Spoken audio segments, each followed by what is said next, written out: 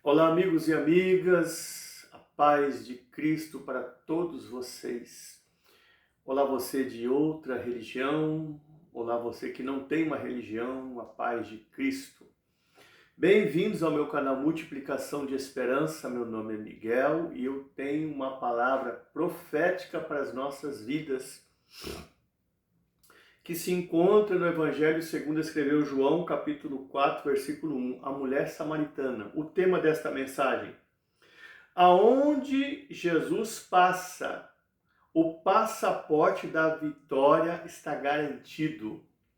Leia o texto aí no seu lar e vamos às aplicações, às lições. Primeira lição: é só Jesus na causa, então tenha calma. Em João capítulo 4, versículo 4, está relatado que era necessário Jesus passar por Samaria. Então entenda uma coisa, o texto não relata que era necessário os discípulos de Jesus passar por Samaria. O texto também não relata que era necessário os discípulos mais íntimos de Jesus, Pedro, Tiago e João, passar por Samaria. O texto também não relata que era necessário um profeta ou uma profetisa passar por Samaria. O texto também não relata que era necessário um homem de Deus ou uma mulher de Deus passar por Samaria. Nada disso.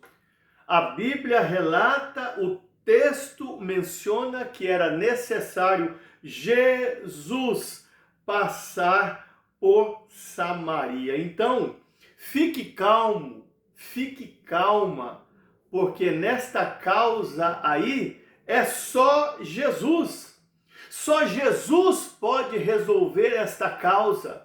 Só Jesus pode desenrolar esta causa. Só Jesus pode te dar vitória nesta causa. O teu negócio é com Jesus nesta causa e não com o homem. Deu para você compreender isso? O teu negócio é com Jesus nesta causa e não com o homem. É isso que você tem que compreender. Sabe por quê? Porque tem coisas que Deus permite acontecer em nossa vida e em nosso ministério que homem de Deus nenhum, mulher de Deus nenhuma, profeta nenhum, profetisa nenhuma, irmão de fogo nenhum, irmão do manto nenhum, deu para você compreender? Irmão tocha nenhum pode compreender ou desvendar o que está acontecendo na sua vida e no seu ministério. Deu para você compreender agora, então, por que muitas pessoas desapareceram da sua vida? O Senhor manda te dizer, é porque não é necessário essas pessoas passarem por você nesse momento, nessa estação que você está vivendo agora. Senão, somente eu, somente Jesus é que tem que estar nesta causa aí. Deu para você compreender? Está dando para você sintonizar? Eu acredito que foi por isso que Jesus disse em João 16:12, ainda tenho muito que vos dizer, mas não podeis compreender agora.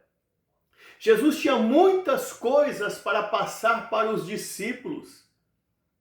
Porém, eu entendo aqui que era necessário eles crescerem, amadurecerem para receberem este conteúdo.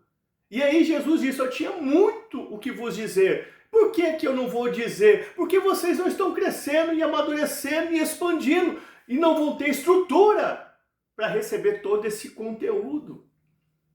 Jesus, ele manda te dizer, não é necessário ninguém passar por você nesta fase da vida, nessa estação da vida a qual você se encontra nesse momento. Entenda uma outra coisa muito profunda, o sonho é seu. Ninguém vê o que você vê, ninguém ouve o que você ouve, ninguém sente o que você sente, ninguém sabe o que você sabe. Deu para você pegar aí? Você se sente estimulado com o sucesso. E outras pessoas que você muitas das vezes gostaria que passasse por você, elas estão apenas esperando sobreviver. Então, com essa primeira lição, eu creio que deu para você perceber que é necessário passar por você neste momento tão difícil, nesta crise, neste vale, nesse deserto que parece infindável. Somente Jesus e não outras pessoas. Segunda lição.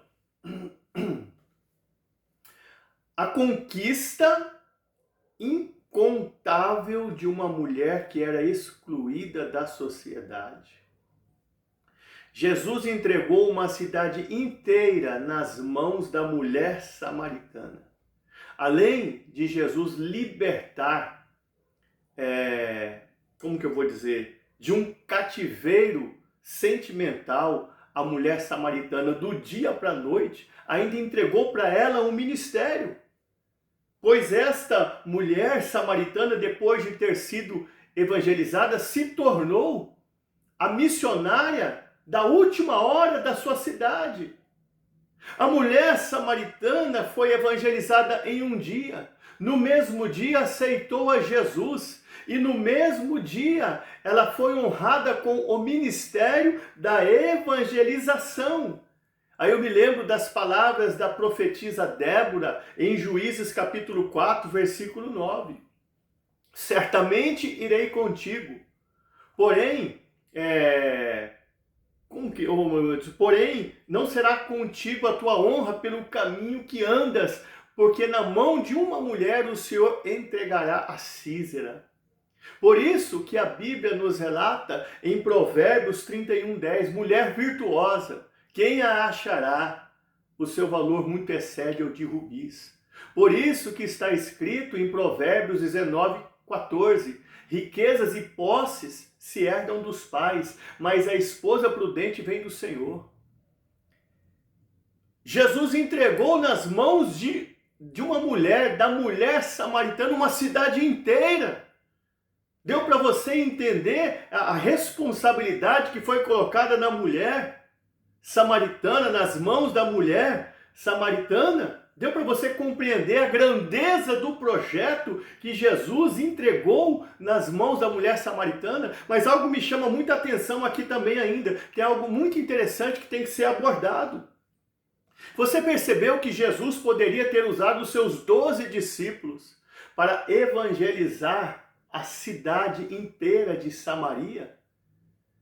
Você percebeu que ele poderia usar os seus 12 discípulos que andavam com ele, comiam com ele, eram evangelizados por ele, discipulados, doutrinados, aperfeiçoados, ajustados por ele para evangelizar aquela cidade? Pois esses discípulos estavam caminhando com ele. Não estariam eles mais preparados do que a mulher samaritana que recebeu ali um ensinamento rápido? Ele passou apenas alguns momentos com esta mulher.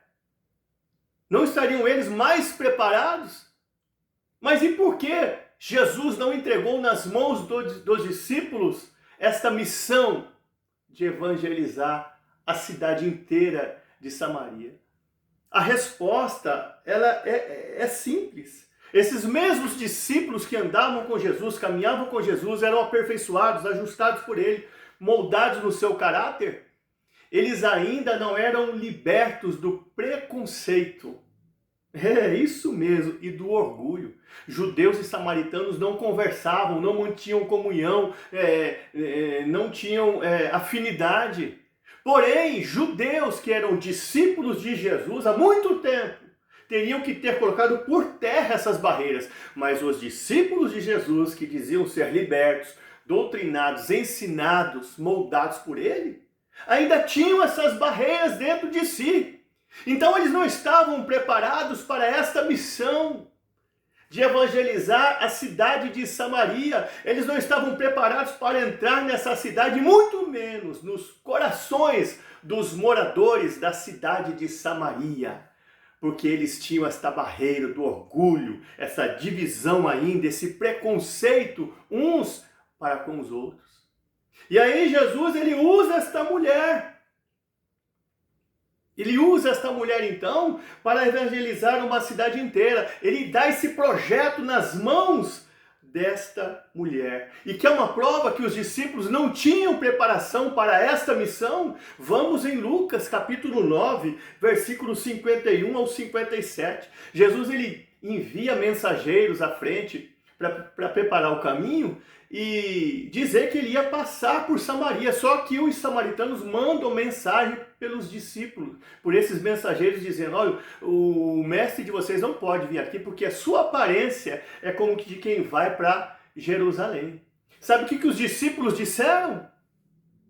Senhor, quer que façamos cair fogo dos céus como fez Elias e os consuma a todos? Jesus disse: vós não sabeis de que espírito sois. O Filho do Homem não veio destruir as almas dos homens, mas sim salvá-las.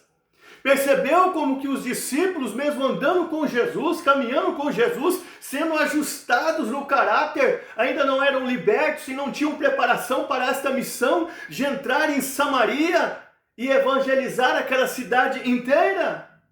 Viu como os discípulos não estavam preparados para a missão? Se eles ficaram irados com ódio dos moradores de Samaria que rejeitaram a Jesus, imagina se os moradores de Samaria rejeitam a eles. Vocês são despreparados, vocês não têm libertação, vocês andam com o mestre de vocês, mas vocês são cruz. Vocês não sofreram aperfeiçoamento, vocês não têm intimidade com o mestre, vocês não têm amor, coisa nenhuma. Aí, se eles mandaram cair fogo do céu porque rejeitaram a Jesus, imagina se a afronta fosse com eles. Então, para nós encerrarmos aqui, nós sabemos que Jesus ele gastou pouco tempo com a mulher samaritana, dirigiu poucas palavras a ela e lhe deu um projeto, uma cidade inteira nas suas mãos. Quero dizer para você que eu não sei por que Jesus leva muito tempo para preparar uns, pouco tempo para preparar outros. Ele usou 80 anos para preparar Moisés, para usar ele em 40 anos. A mulher samaritana ele preparou por uns instantes, um período, e entregou um projeto grande nas mãos dela, uma cidade inteirinha. Se tornou missionária da última hora. Mas o que importa é que Deus está te preparando. Não importa se faz muito tempo, pouco tempo, médio tempo, você vai entrar nessa cidade, nesse estado, nesse país, nesse bairro, ao qual Deus prometeu que daria para você um povo. Você vai entrar aí. Fica calmo, fica tranquilo, que a obra vai acontecer. Terceira lição. A fonte não é embaixo, a fonte é em cima. Entenda uma coisa, a fonte de um poço é embaixo, é no fundo. Mas Jesus assentou-se à beira do poço para dar de entender para a mulher samaritana que ele era a fonte. Como diz em Hebreus 5:9, tendo ele mesmo sido aperfeiçoado, tornou-se fonte de salvação eterna para todos aqueles que lhe obedecem. Ele é a fonte. E ele se assenta à beira da fonte para dar de entender para a mulher samaritana: a água não está embaixo, a fonte não está embaixo, a fonte está em cima. Em outras palavras, ele estava dizendo para ela: não é preciso mais esse sacrifício de jogar o poço no fundo, jogar o balde no fundo do poço e puxar com a corda para cima, porque a fonte está em cima e não embaixo. A água do fundo do poço simboliza a lei é de difícil acesso. Jesus estando assentado à beira do poço, ou seja, em cima, ele é a fonte, e ele trouxe a graça para nós.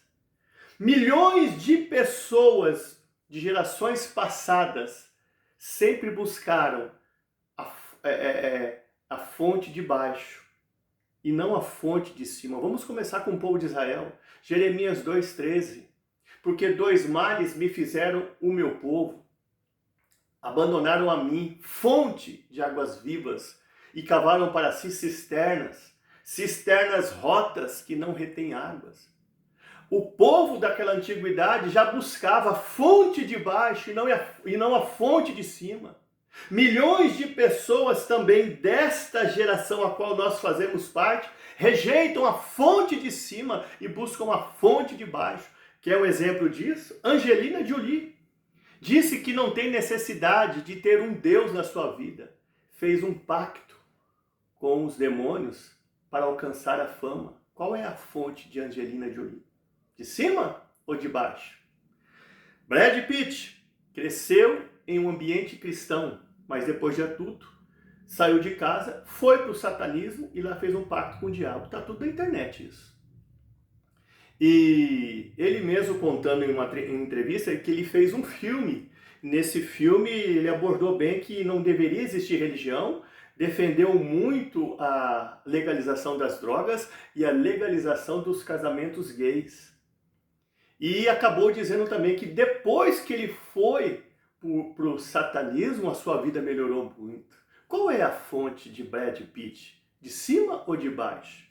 Karl Marx, pai do comunismo, afirmou que só o comunismo poderia resolver o problema dos necessitados no mundo, querendo com esta afirmação afrontar a Deus. Disse também que só o comunismo seria a resposta para o mundo. Disse também que queria subir lá em cima para se vingar daquele que habita lá nas alturas. Qual é a fonte de Karl Marx, o pai do comunismo? É a fonte de cima ou a fonte de baixo? Quer um outro? Michel Temer, maçom, que agora diz não ser mais maçom, na ONU disse uma vez, nós acreditamos no poder do diabo. Está na internet. Qual é a fonte, então, de Michel Temer? A de cima ou é de baixo? Raul Seixas, satanista assumido, ocultista assumido, respeitamos as religiões, mas não podemos ter vergonha da nossa religião. Ele estudou filosofia e psicologia e em 1974 ele criou a Sociedade Alternativa, inspirada pelo bruxo, não sei se eu vou acertar o nome dele, Aleister Crowley, que era tido como o homem mais perverso da época ou a besta do número 666. Raul, ele também seguia a doutrina Telema, ou seja, o livro da lei que diz que o homem deve viver como ele quer. Qual era a fonte de Raul Seixas? É de cima ou é de baixo?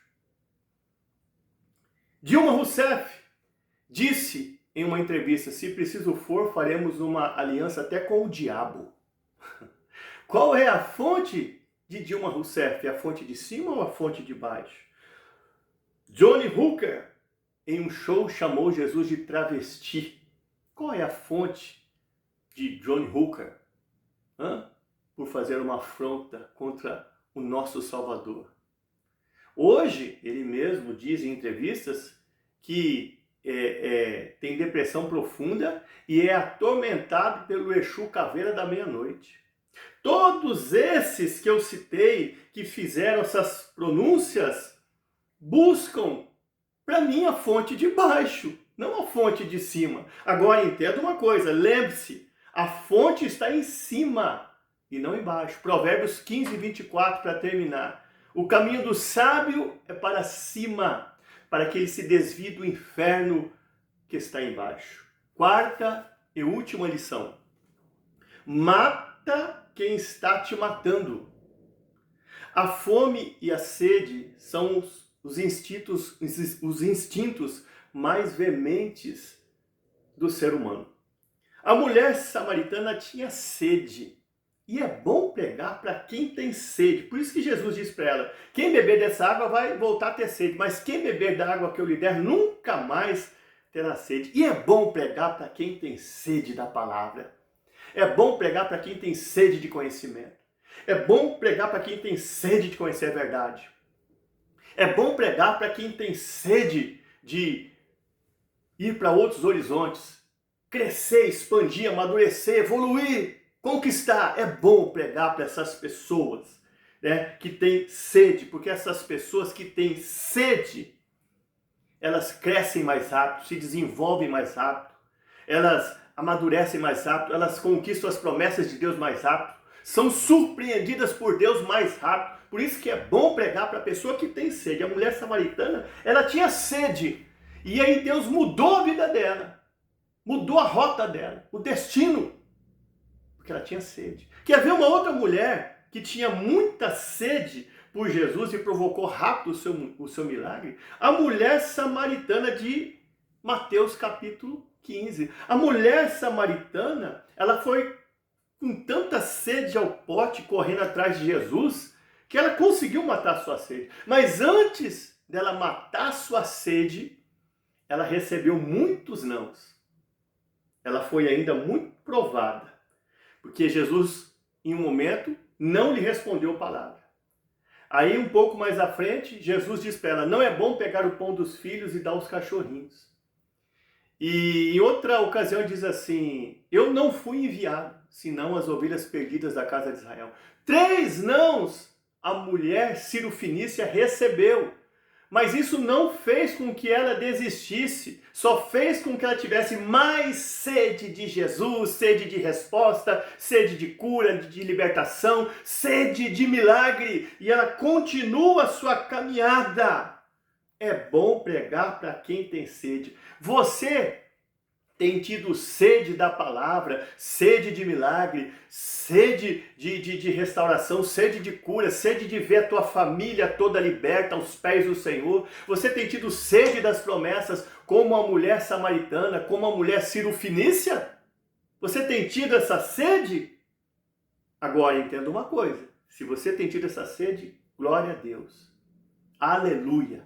Agora, não siga o exemplo de Eutico. Lá em Atos, capítulo 20, versículos 7 ao 12, Paulo começa a pregar a palavra e Eutico, ele se assenta na janela, no 3º andar, adormecido com sono, sem um pingo de sede pela palavra, cai do 3º andar, morre. Paulo desce correndo as escadarias, vai lá e ora por ele, ele ressuscita. Se não fosse Paulo ter orado por ele, ele ressuscitado, teria ficado no prejuízo maior.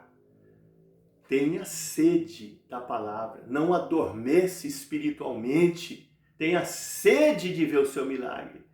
Quem você é? A mulher samaritana que tem sede? Você é a mulher Sirofenícia que tem sede? Ou você é Eutico, que está apático espiritualmente, dormindo espiritualmente e perdeu a sede pela palavra? O bom das pessoas que têm sede da palavra é que elas aprendem rápido, se edificam rápido e se libertam do passado rápido. Você se lembra da mulher samaritana? Ela deixou o cântaro para trás e foi anunciar o evangelho na cidade. O cântaro simboliza o quê? A vida velha que ela levava.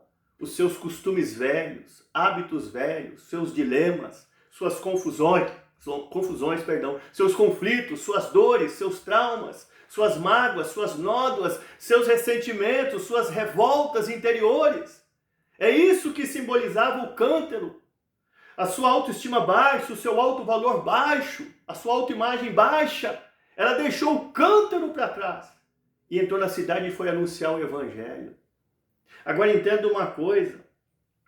O que você precisa deixar para trás para entrar no seu bairro, na sua cidade, no seu estado, no seu país e ser visto de uma forma diferente pelas pessoas, porque as pessoas viam ela de uma forma diferente, ela era excluída da sociedade, por isso que ela ia ao meio-dia no poço buscar água. Mas depois que ela foi evangelizada e Jesus entregou um projeto das mãos dela, aquela cidade passou a olhar para ela de uma forma diferente. O que você precisa deixar para trás para esse projeto acontecer na sua vida, esta obra, esse ministério? Quais são as coisas que você tem que deixar para trás para que este plano, esse desígnio de Deus venha se encaixar em você, venha realmente fazer parte da sua vida e você venha realmente evangelizar, cumprir o teu ministério e as pessoas venham realmente ser atraídas por você e não repelidas como era a mulher samaritana. Que essas lições venham fazer parte de nossas vidas. Deus tem um projeto com você. Ele vai entregar nas suas mãos. E com pouco tempo, hein? Está faltando pouco tempo. A mulher samaritana foi evangelizada há pouco tempo. E ele entregou um projeto em suas mãos. Eu creio que através dessa palavra, Jesus está dizendo para você que falta pouco tempo para esse projeto, esse desígnio que ele implantou no seu coração venha se cumprir, mas continua se preparando, continua sendo ministrado, continua deixando Jesus fazer a obra na sua vida. Fique com essa mensagem.